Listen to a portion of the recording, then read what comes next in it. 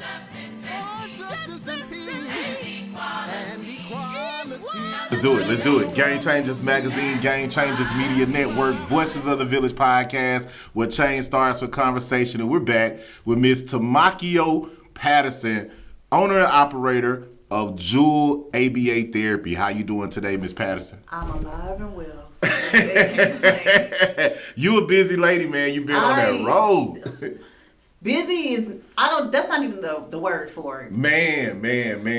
Just want to give you a shout out for working with children who deal with ABA. Now, tell me, what is ABA and what made you get into working with kids with ABA?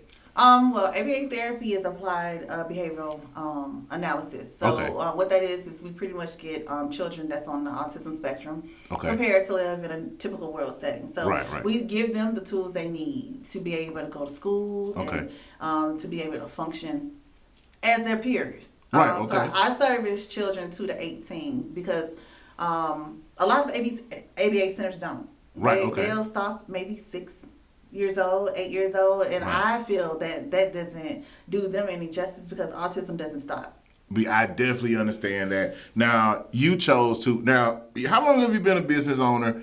Because I know recently, before we started the interview, you talked about how you were in Clayton in Jonesboro, and then you moved to Stockbridge. What made you move from Clayton and Jonesboro to Stockbridge and come to the hub? Because we know Stockbridge is where community connects and businesses thrive. So what made you come down to the actually, I've been in business for it'll be 2 years in September. Okay. And I've always been in Stockbridge. Okay. So I wanted to come into Stockbridge. Well, I was a manager of an ABA center in Tucker. Okay.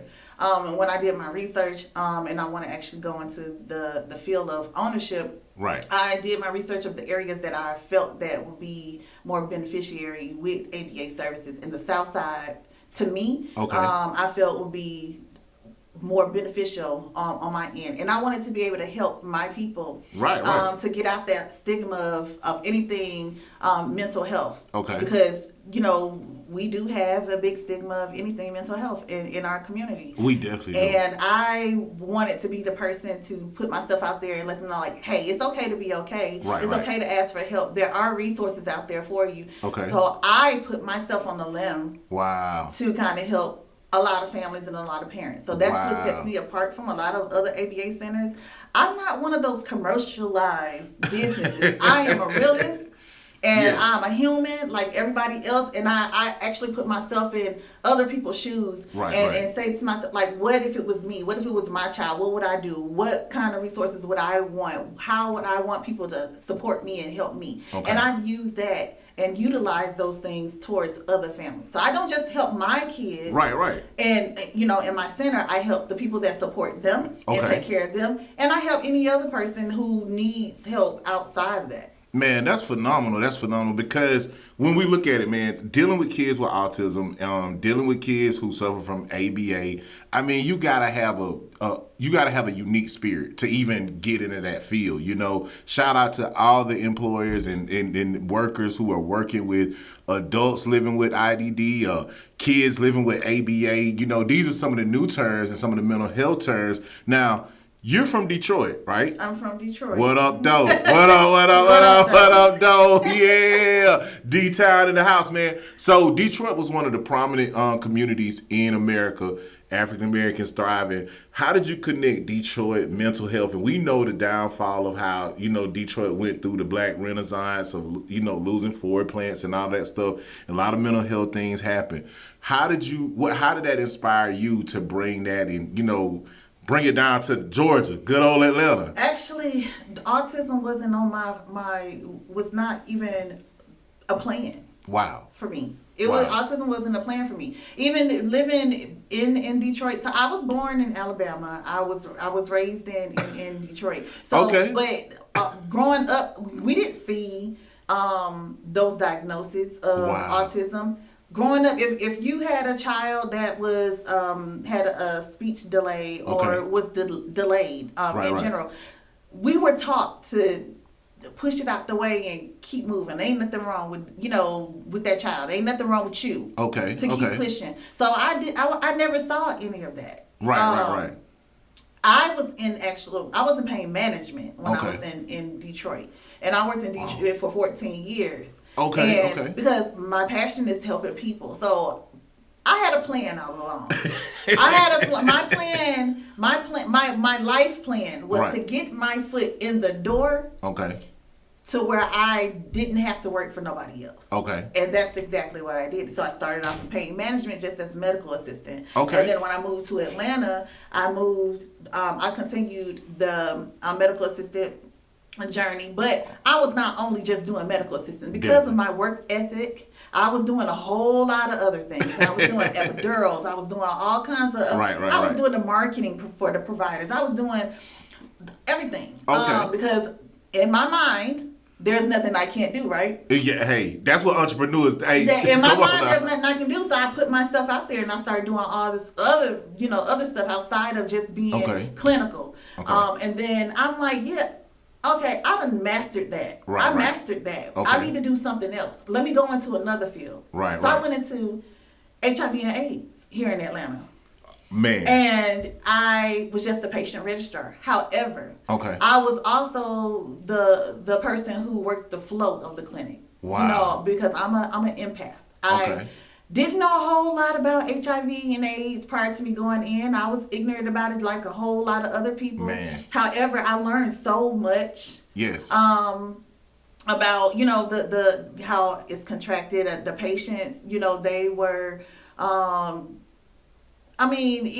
You become very, very passionate when you come into a field like that. Oh, trust me. You have to have a certain kind of mindset because it does get emotional. Yes. When you hear the stories about, how the patients contracted and what they're going through. And then the young people. Wow. The young people, so many young people, the ages 18 to 26 who were diagnosed, or who contracted HIV and AIDS, but they have, they're in denial and they don't want to let people know, so they're hiding it from their families, and you gradually just seeing them deteriorate away because they don't want to show these people. So I just started out as a patient registrar, but I also talked to a lot of my patients coming in, especially the young people, to let them know, like, hey, this is not stopping you from living a normal life. You can live a normal life as long as you take your medication. Absolutely. Take your medication and take them consistently. Keep your appointments going, and you'll everything everybody else is doing, you'll be able to do. So I put myself out to do that. I'm good at talking to people. Yeah, I already know. And trying to make them feel, cause we already live in a world. Yes. Where everybody is pretty much placed inside a bubble. We're controlled. And we have to get out of that mindset. Like we're in control of our own lives and our own destinies. And we have to start actually thinking that way. Absolutely. And so working in HIV, even though it's a difficult specialty to work in, it came easy to me. I think to be able to talk to especially the younger, the younger kids. It was the younger ones that I really wanted to talk to them the most. A lot of the older ones, they might have had it for some years. It started in the 80s. Where the epidemic had really took a toll on a lot of people. It definitely when they're taking 1,000 pills, But the younger people, we're living in today's age where social media runs our lives and all these other things run our lives. They don't want to sit in and acknowledge, like, this is my life right now. And with all the information, and we're in the age of information, it's a lot. I know even it's a lot of stereotypes based around illnesses like HIV and AIDS, mental health, autism, those type of things. And some people who are born with HIV, of course, and it's some people who are born like natural autism or whatever.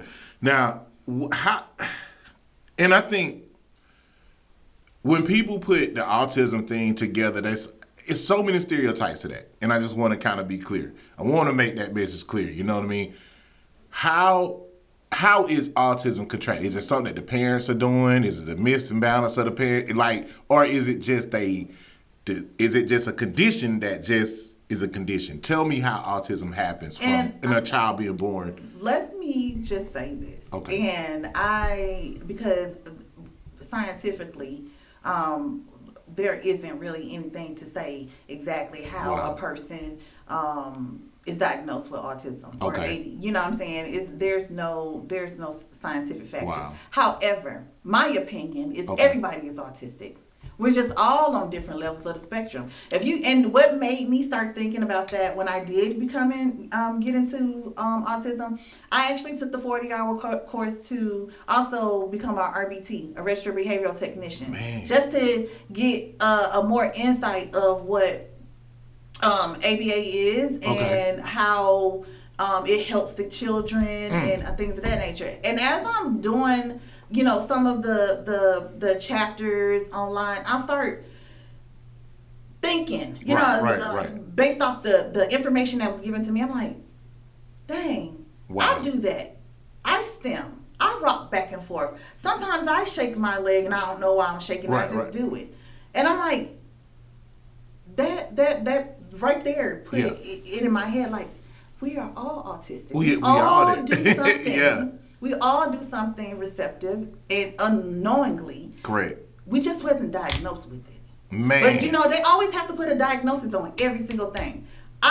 Me personally, with autism, I do not look at autism as a disability. A lot of people look at autism as a disability. I don't like that term at all. The kids that I have, I tell my parents, I tell my staff, I tell anybody who come, face to face with me is talking about autism.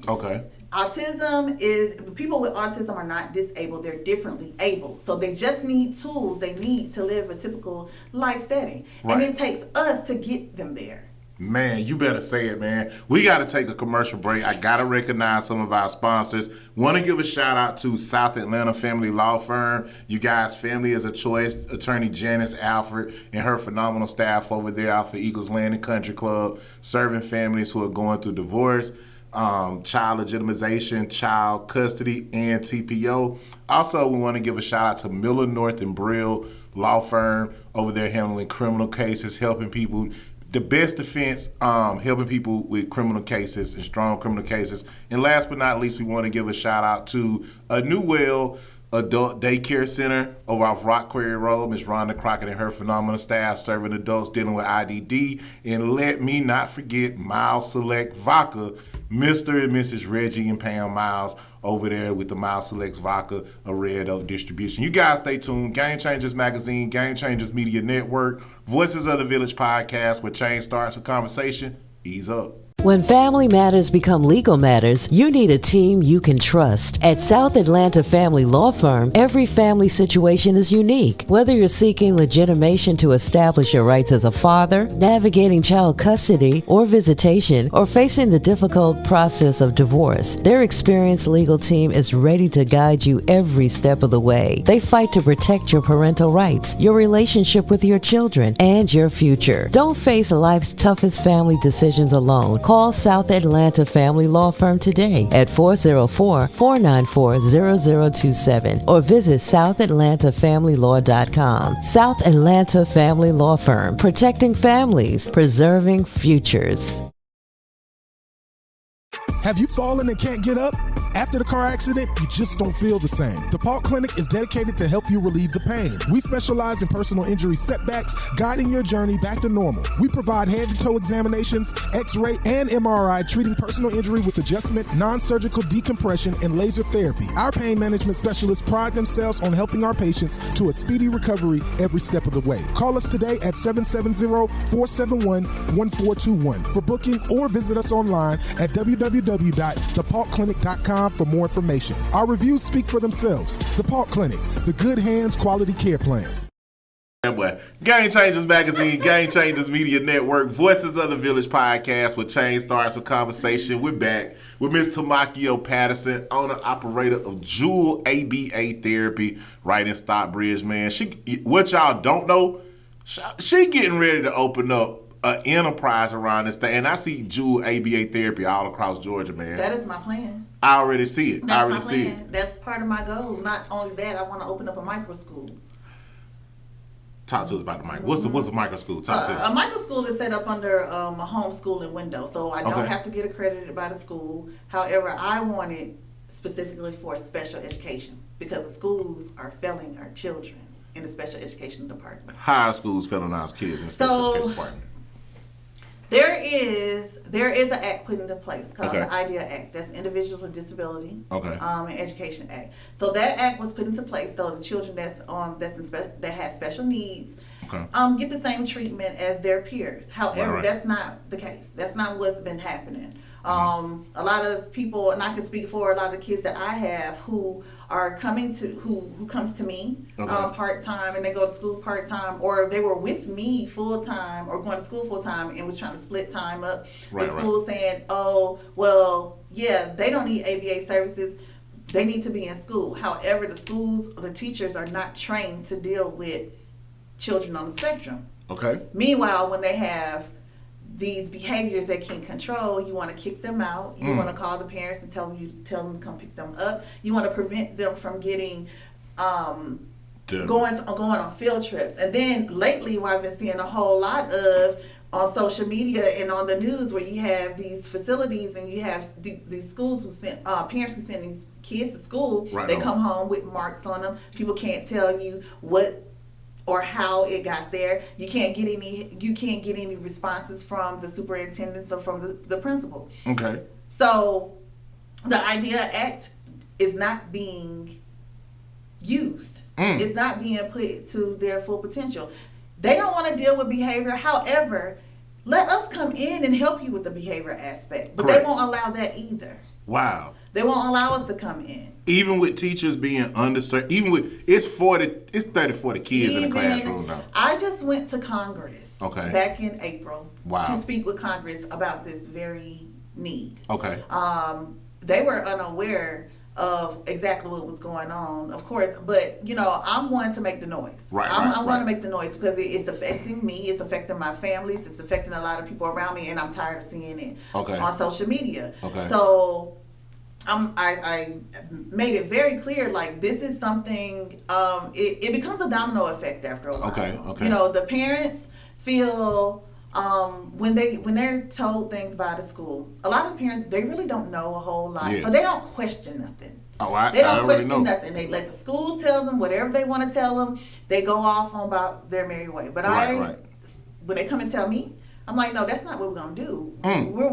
We have to fix it some way, somehow. If I have to sit on a IEP, which is an individual educational plan meeting with them, I would definitely do that so we can have some clarity, because parents don't understand that they're part of the IEP committee as well. You're the parent. Your child is a part of that as well. So you do have a say-so in what goes on. But the schools they're not doing their due diligence when it comes to the education with special education. They don't want to deal with them.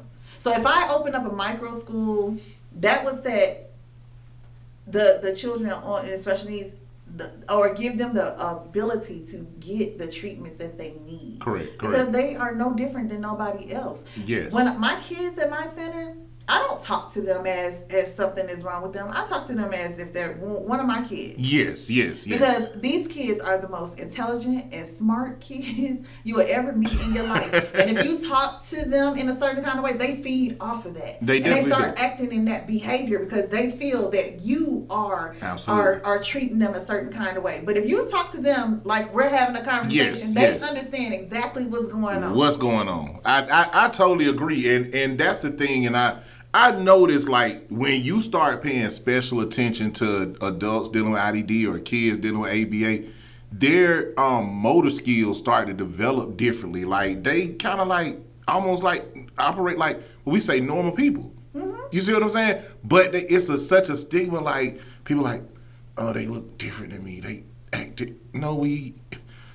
Like, I'm just like, what is going on? So when you're working with the kids and you're doing the things that you're doing and you're advocating on their behalf at Congress and doing the things that you're doing, what are some of the messages that you're trying to push or are striving to push so that it can make the community aware how we can break the cycle and build a bridge for a better tomorrow? No, the first and foremost, the biggest thing that I try to put out there is it's okay to ask for help. I have a lot of parents who come to me and they, they might have been to another ABA center and they felt that they weren't getting the services they needed there. Okay. Or they don't know a whole lot of what's going on in the community or what kind of resources that they can do or get to kind of help them move in the right direction, especially for a newly diagnosed child. Definitely. It's very difficult for a parent who has a newly diagnosed child, a 2 or 3 year old, and they've never dealt with anybody with autism before. They don't know which way to go. They don't know what to do. It's like the blind leading the blind at that point. Absolutely. But the parents need to understand that there are people out there. So that's why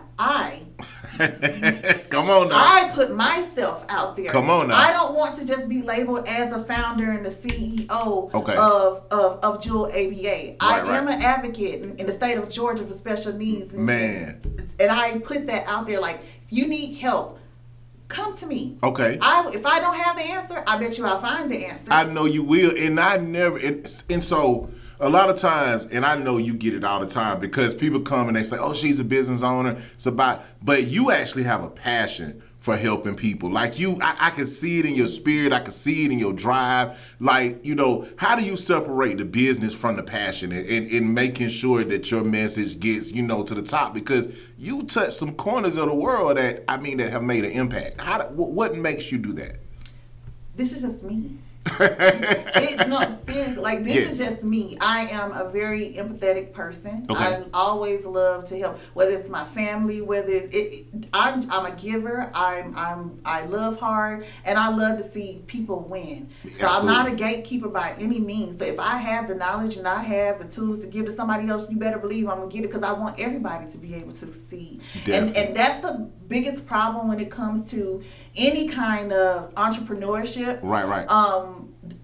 No matter what field it is, I'm not in competition with nobody. Man, so you better tell The only person I'm in competition with is myself. Yes. I didn't set up a stone to compete with another business.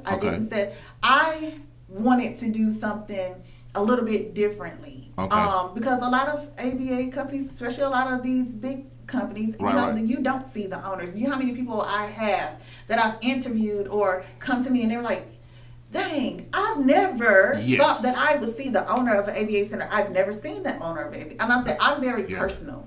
Yes. You're going to see me. Yes. And I'm one of those people, like, even if I'm working somewhere, like, I would want to speak with who I'm going to work for. Okay. So I'm one of those, I want people to see who they're going to be working for. Absolutely. And the real me. I'm not gonna, when I do interviews, I don't do commercial. I don't do those uniform interviews. We have a conversation. Man, it's all I need you to see who I am, and I need to see who you are. I need to be able to read you. Read the room. I'm one of those. A 30-minute interview very well turns into a whole 3 hour. Oh man, I already know. And I done had some 3-hour interviews up in this room. Easily. And that's because the person is getting to know you. So I put myself out there. That's the type of space that I set for people, anybody who comes inside my center. Anybody who comes around me when it comes to what I feel is my purpose. Because I feel this is my purpose. Oh, I could tell it's your purpose, man. How do you deal, and I know I've had family members, I had friends who have kids who have autism, and one of the biggest setbacks that I see is the parents, they kind of shy away like, my kid don't need help. My kid, or they're kind of like, what I would say, blindly shameful of what's going on with their child, or when they're dealing with AD, and they kind of like keep them tucked away. You know what I mean? I haven't come across anything particularly like that. Okay. However, I'm good at pushing. I'm good at pushing. If I come across somebody, with with the diagnosis of autism or whatever, and I ask, I start off with a conversation. Right. Start off with see where their head is at. See to. where you trying to go. I read the room all the time. I read the room. I read you. Yes. Like I try to see exactly, and then I ease my way in. Have you ever thought about ABA? Yes. What is ABA? This is what ABA is. This is how your child will be able to benefit. It's easier to control it when they're younger. When they're older, it's a little bit. Not saying it can't be controlled, but it becomes a little bit difficult because they get stuck in their ways. Right. And how to maneuver and move around this. This is how you go about doing this. That's what I do with those patients. And I keep pushing. I'm like, you have my number. My number. You can reach out to me anytime. My phone stay on me. I sleep on the phone. So you can reach out to me anytime if you have any question. If you need guidance, just let me know. Okay. Now, have you ever dealt with a parent, like, I know getting them in the door and we got it, because a lot of this is new during our generation. Mental health, ADA, ABA, all of that, IDD. I never heard these terms growing up, and I'm an 80s baby, everything was just like, hey man, they crazy, they this, seriously. You're right. What happens to the parent? How do you, what support system is out there for the parent or the caretaker who may be going through like depression or the state of who they're taking care? Because that's a hard job. It is. When you got to deal with it 24 hours out of the day. It is a hard job. But a lot of the parents, they can't afford to go and see a psychiatrist or, a counselor to be able to talk to, them about those issues. And again, it's still a big stigma, them talking to that. So again. Yes. Me, when my parents come through the door, I have a conversation. I don't look at my parents as just parents. Yeah. They're my family. Man. They're my family. So we have a real deep, we have conversation. Come on now. And they're able, and I make it a safe space for them to talk to me about anything and everything, so that they'll at least get something lifted up off of their shoulders. Because it's a lot to having to deal with a child on the spectrum, especially if you have a level 3. Definitely. A level 3 aggressor, and you can't deal with them, and you've never dealt with something like that. It becomes very difficult. And these parents are living with these children every single day. So if we can take them for 8 hours a day, for 6 hours a day, to kind of guide them in the direction they need to be, to at least kind of show them the right path they need to be going. And my parents do parent trainings every week. Right. So we need to stay on the same accord. It defeats the purpose if we do one thing in the center. Come on now. But you're doing something else at home. We gotta work together. It does take a community and it takes everybody. It also starts at home.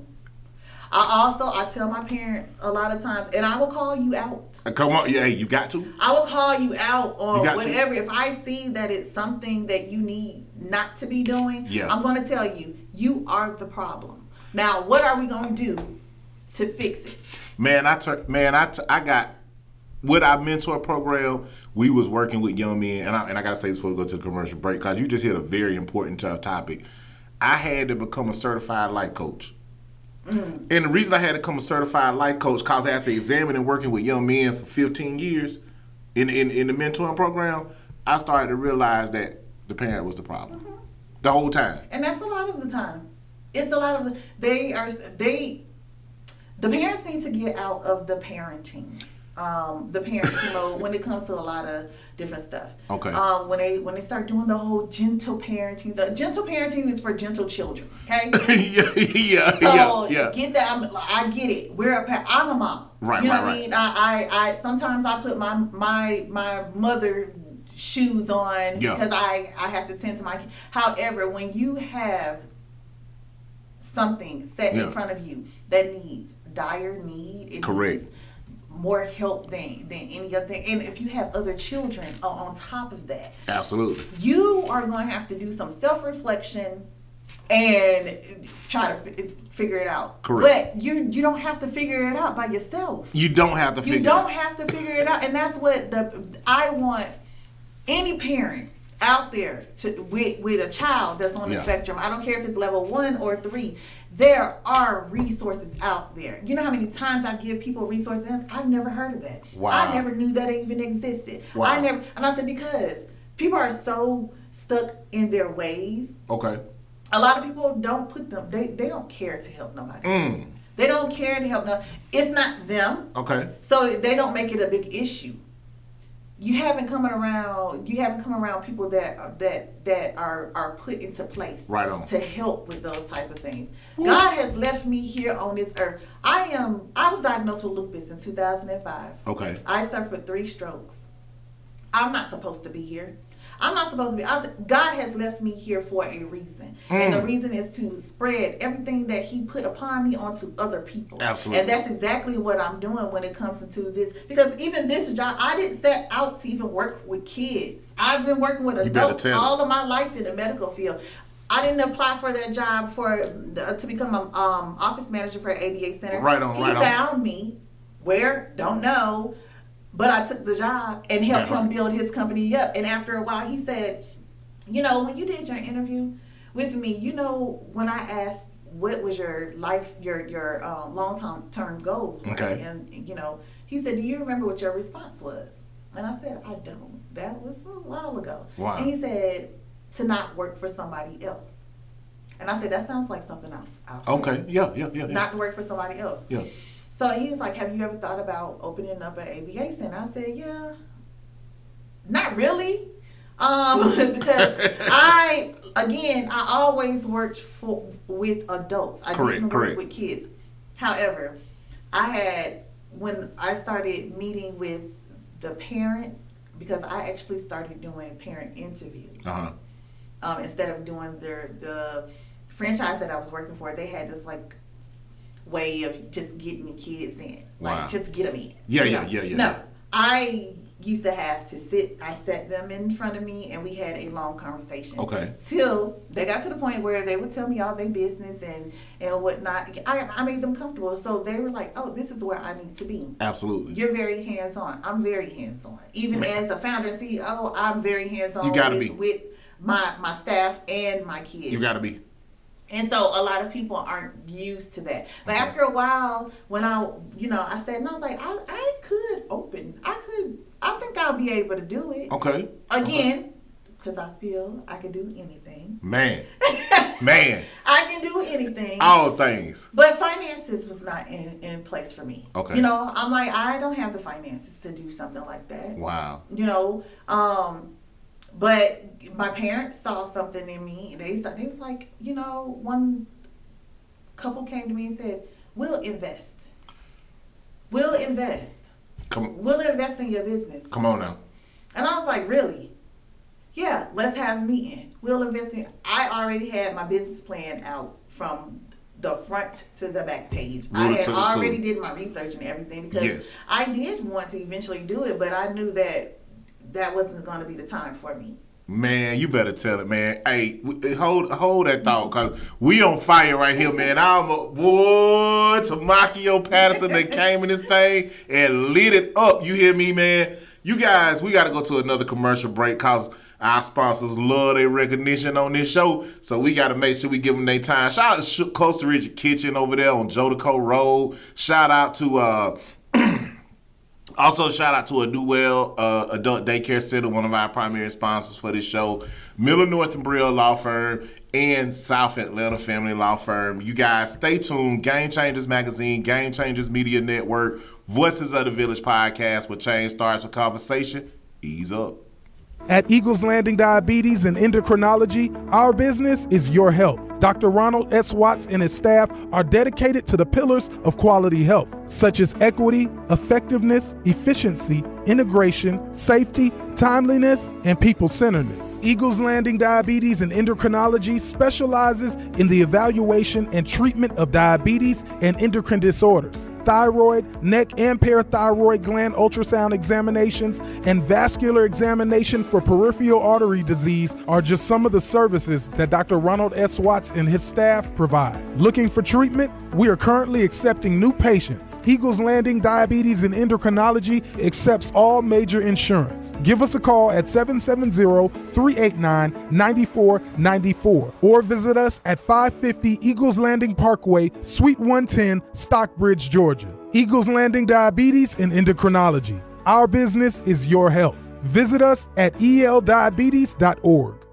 At A New Well, we believe every day should be lived with dignity, comfort, and care. Located in the heart of Stockbridge, Georgia, our adult day center offers a safe, welcoming environment where compassion meets quality service. Whether your loved one needs daily support, engaging activities, or just the warmth of a friendly smile, we're here. At A New Well, we provide high-quality care, either in our beautiful facility at 931 Rock Quarry Road or from the comfort of their own home. Our dedicated team ensures every individual lives life to the fullest. And with Medicare Advantage and other insurance options accepted, peace of mind comes standard. So when you're ready to give your loved one the care they deserve, call A New Well today at 1-800-341-0120. That's 1-800-341-0120. Or visit anewwellinc.com, where care, comfort, and compassion flow together.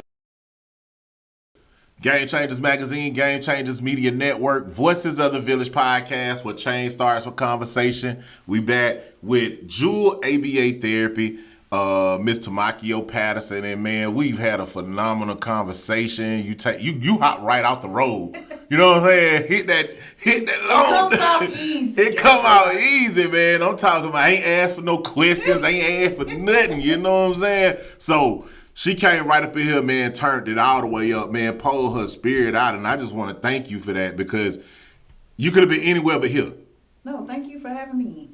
Because I would love to tell my story so that other people can be, inspired about doing what I'm doing. Happy birthday. Happy birthday, Big Cancer. Big Cancer action happening up in here, man. You know what I'm saying? Thank you. Big Cancer action happening, man. Happy birthday to Tamakio. You guys give her a shout out. Happy birthday, man. She's celebrating, man. Got PT Cruiser coming to Culturistic Kitchen. Turn it up. Yes. You know what I'm saying? Raph and Jewel over there doing great things. Doing it for the culture, man. We gonna be over there. We gonna make sure we turn up with PT and Tamakio, her birthday. Before we let you go, you were talking about some things like parenting. Parents need to parent differently. Know when to step up, know when to step back, know when to ask for help. It's okay to ask for help. It's okay to ask for help. Talk to me, man. What can parents do different? 2026. There are so many resources out there. There's actually a lot of advocates out there. Okay.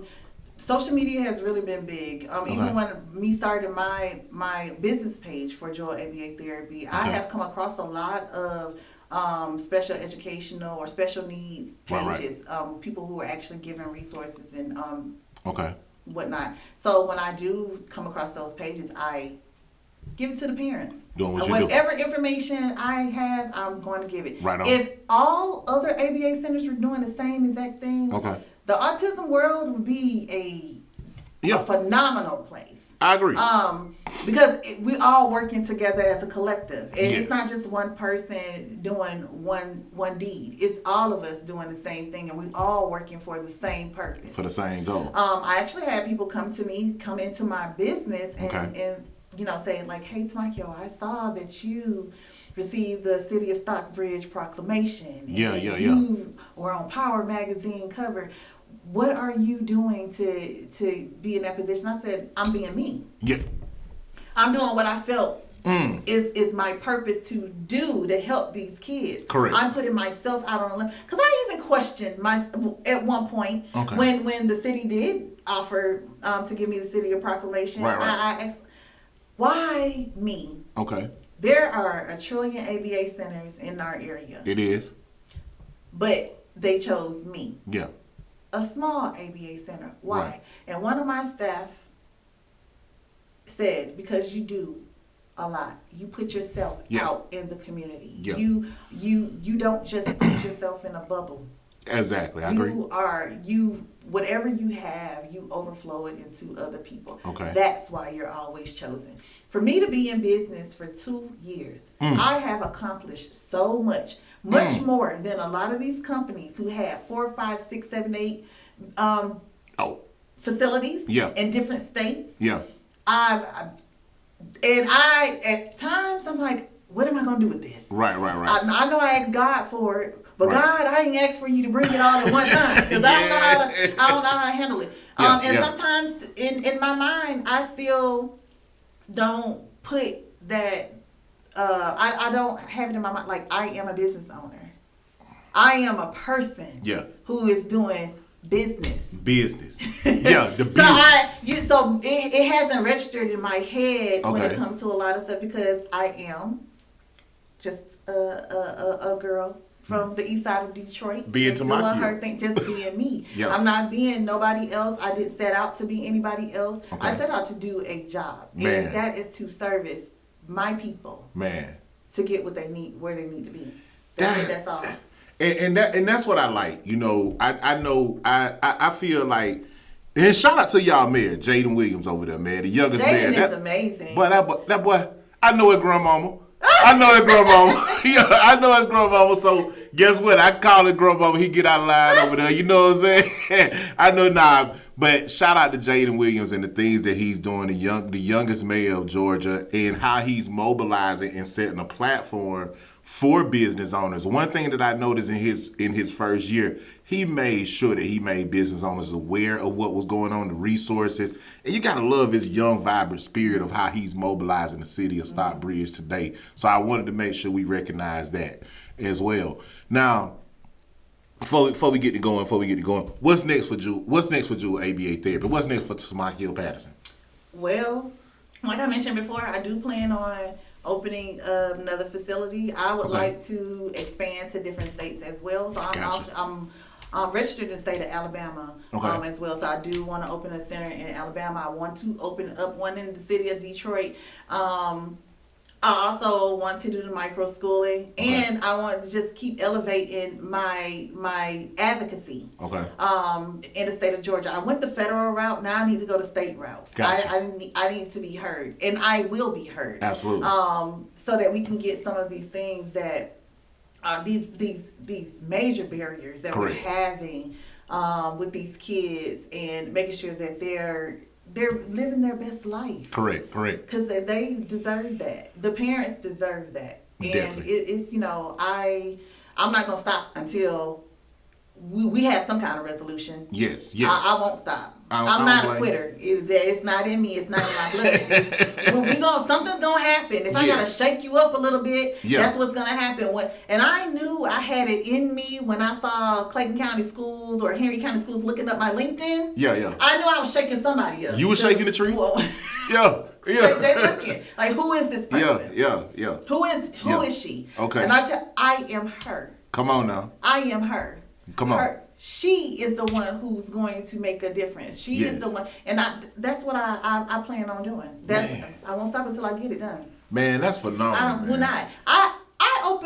Going back to opening up when the parent decided to help me with the opening up my center. I had a whole nother center in the city of Stockbridge that I ended up losing because I was dealt a very, very bad hand, thinking that this person was going to help me out because they also had a child that was on the spectrum. So I felt it was a little bit closer to home. They dealt this and that, it didn't work out that way. I ended up losing my center and didn't know what to do with myself because now I have kids in the center. What am I going to do?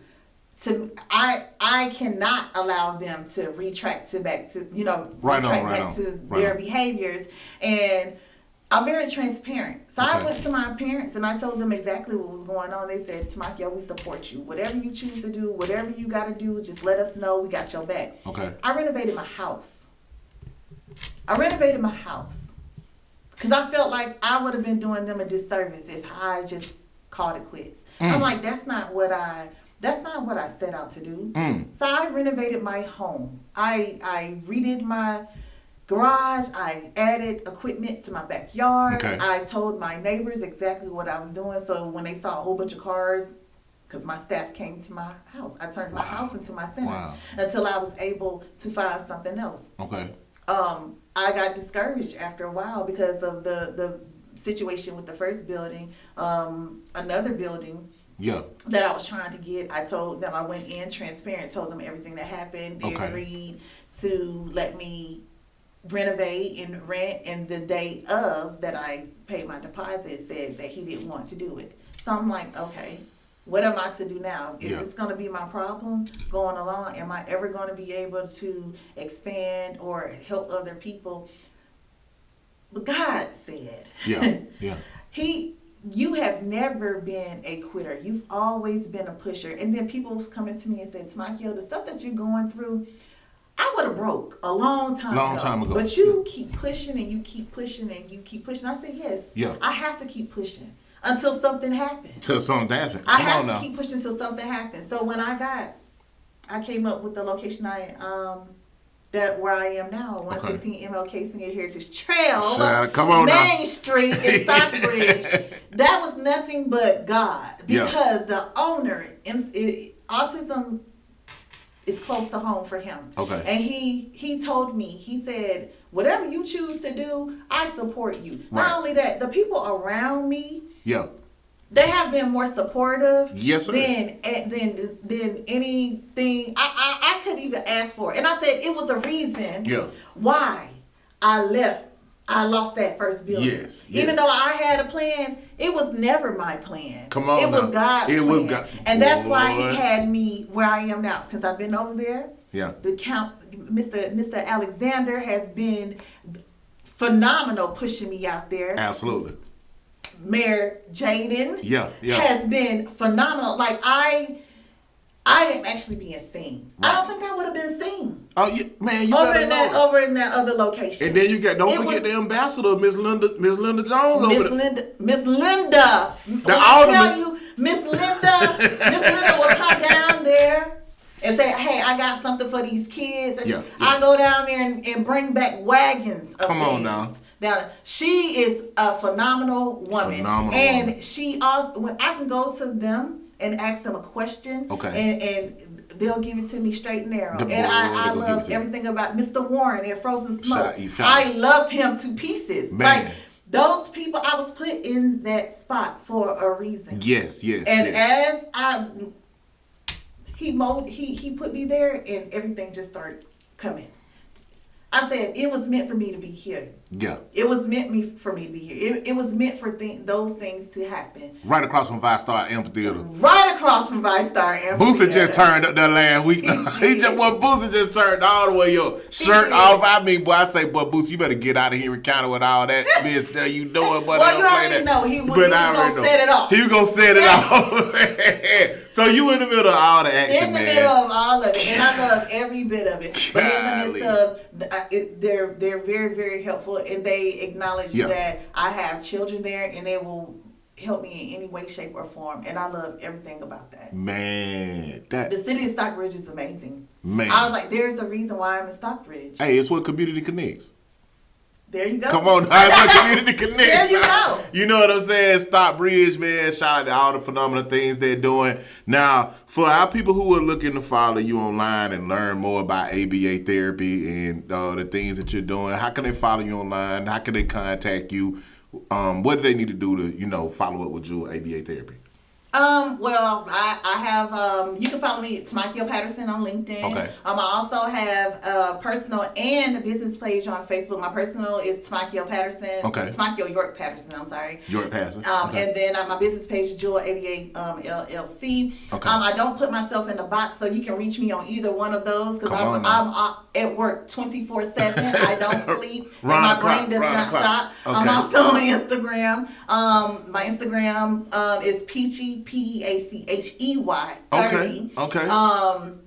And subtitled Joy ABA Therapy. Also, my website is www.joyabatherapyllc.com. If you have any inquiries, you can reach me on my website. It comes straight to my emails. If you want to know about RBT training, send me an email, because that's also something that I wanted to sit and try to put out there, because I know there's a lot of people who want to become registered behavioral technicians. So I want to do that as well. Man. So you can reach me out. If you need any resources, if you have any questions about autism, if you have any questions about ABA Center, you can reach me at any one of those platforms. I always have my phone on me. My emails stay on fire all day, all night. I respond back to you right away. If I don't have the answer for you, I will definitely get the answer for you. Man, want to thank you for taking the time out. We definitely got to bring you back for a part 2, man, because I see so many phenomenal directions you could take this thing and the way you can actually move and continue to make an impact on your community, because you are definitely community minded. Now, I want to give a 30-second spiel. It's okay to ask for help. Give me that promo. 30 seconds. 30 seconds. I'm going to put you on the spot. Tell me it's okay that, because when we push this thing, I need to know how to do it. Reach out to anybody in the community you feel that you're comfortable with. That you're comfortable with. That's not biased. Yes. That's not going to that you feel is not going to judge you. Okay. It's okay to not be okay. Yes. It's okay to not be okay. None of us are okay. All of us probably need counseling at one point in our lives. Man. I've had counseling before. Yeah.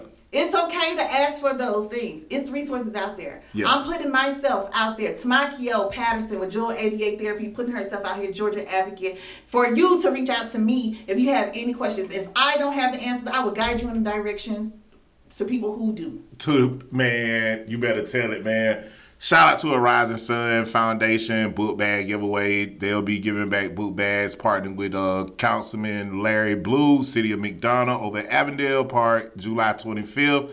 And shout out to all the organizations that are partnering with businesses and businesses that are partnering with organizations, giving back to kids and teachers. These teachers, one thing I want you guys to remember is that these teachers need resources in the classroom. So partnering with an organization, partnering with somebody. If you're a business or whatever you got, man, make sure you partner with an organization that's giving back to kids during this season, as well as the teachers. The teachers need those supplies in the classroom because they already underfunded, underpaid, and sometimes underappreciated. Thank you guys for tuning in. Again, shout out to our sponsors, South Atlanta Family Law Firm, A New Well Adult Daycare Center, and Miller North and Brill Law Firm, The Best Defense, Miles Select Vodka. Thank you for tuning in. Game Changers Magazine, Game Changers Media Network, Voices of the Village podcast, where change starts with conversation. Ease up. And equality. Now the world they will see. That's why.